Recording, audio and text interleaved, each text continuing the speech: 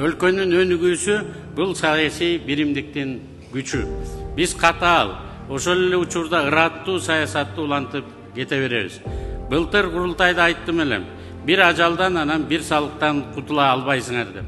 Быйыл дагы кайталайм. Мамлекеттин өнүгүүсү үчүн салык өнүгүүнүн өзөгү, электрондук счет фактуралар, электрондук транспорттук товардык накладнойлор, ККМдар киргизүү боюнча фискалдык саясат улантыла берет. Президентибиз даярданууга, базарларга дагы жарым жыл убакыт берди. Контрабанда, контрафакт кескин кыскарат.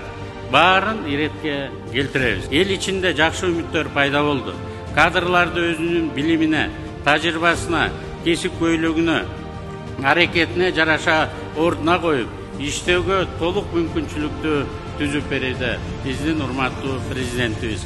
Мурункулардай болуп, уулум же кызым, аялым же шофурум эле кыйын деген бир дагы ниети жок. Баарыбыз Манастын 40 чоросундай күчтүү команда болуп иштеп жатабыз.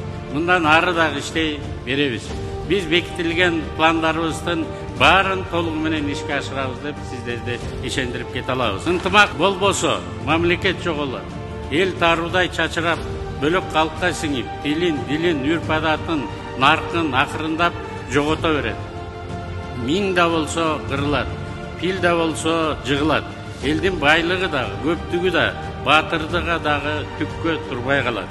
Урматтуу калың журт, биримдик, ынтымак, акыл эс, билим жана күчтүү саясий эрк азыр мунун баары бизде бар. Бар болуңуздар, бактылуу болуңуздар.